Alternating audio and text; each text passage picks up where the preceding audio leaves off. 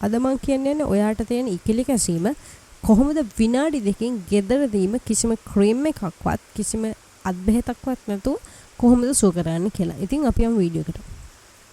මෙතෙන්දී ඔයාට කිහිලි කැසීමක්, ඉකිලි කැසීමක්, ටීනියා රෝගය එහෙම නැත්නම් ඕනෑම ආකාරයේ දිලීර ආසාදනයක් ඇති වෙලා තියෙනවනම් ඒ ඕනම එකකට ඕනම සමය ආසාදනයකට මේක ඇප්ලයි කරන්න පුළුවන්.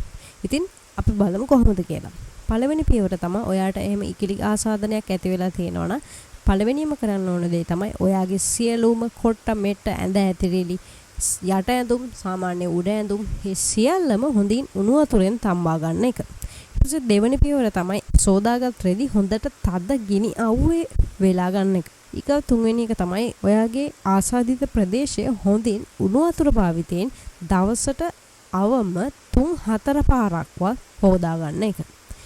ඊගො පියවර විදිහට ඔයාට කරන්න පුළුවන් හැමදාම ඔයාට රාත්‍රී කාලයේදී ඇඳුම් රහිතව ඔබේ ආසාදන ප්‍රදේශයේ පවත්වා ගන්න පුළුවන් නම් ඔබේ ඉක්ලි ආසාදන ඉක්මනින්ම අඩු කර ගන්න පුළුවන්. පස්වෙනි අවසාන පියවර විදිහට ඔයාට පුළුවන් ඔයාගේ ඉක්ලි ආසාදන වල තියෙනවා නම් තද ඇඳුම් වලින්, හිර ඇඳුම් වලින්, සිල්ක් ඇඳුම් වලින්, දාඩි දාන ඇඳුම් වලින් වැළකීලා ඉන්න නම් ඔයාගේ ඉක්ලි ආසාදනයේ තවදුරටත් වර්ධනය වෙන්නේ නැතු වෙනවා. ඉතින් තවත් මේ වගේ විනාඩි 2ක වීඩියෝ එකකින් අපි යලිත් හමු යමු.